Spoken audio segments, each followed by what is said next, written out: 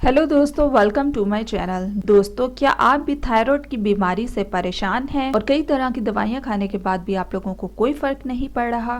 तो आज के इस वीडियो में मैं आपको कुछ ऐसी खाई जाने वाली चीजों के बारे में बताऊंगी जो कि थायराइड में सबसे ज्यादा फायदेमंद मानी जाती हैं। अगर इन चीजों को रेगुलरली अपनी डाइट में सही तरीके से शामिल किया जाए तो थायराइड के मसले में ये दवाइयों से भी ज्यादा फायदेमंद साबित हो सकती हैं।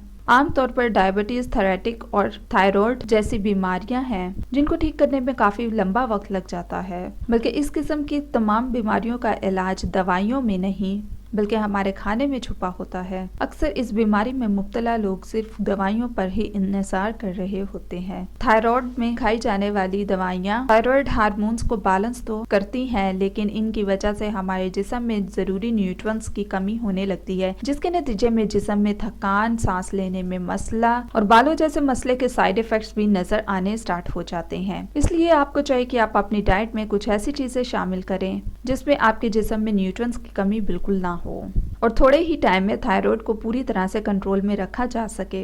तो दोस्तों, आइए जान लेते हैं कुछ ऐसी असरदार और फायदेमंद चीज़ों के बारे में। आप लोग इसको नोट डाउन कर लें।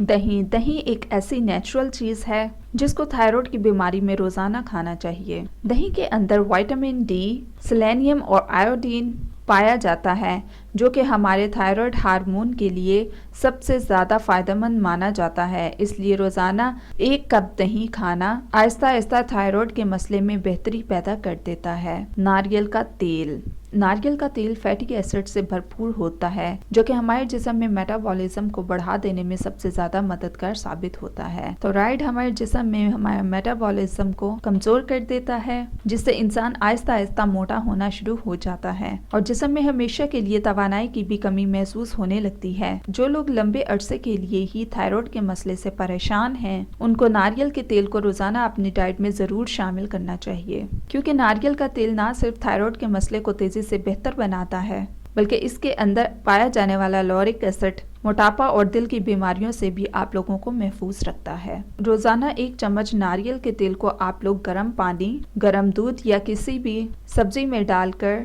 खा सकते हैं। अदरक थायराइड की बीमारी में बहुत ही ज्यादा फायदेमंद है, खासतौर पर जब इसको लीमू और शहद के साथ मिलाकर इस्तेमाल किया जाए। चाइनीज मेडिकल ट्रीटमेंट में थायराइड के इलाज के लिए अदरक, लीमू और शहद से बनी हुई चाय पीने का मशवरा दिया जाता है।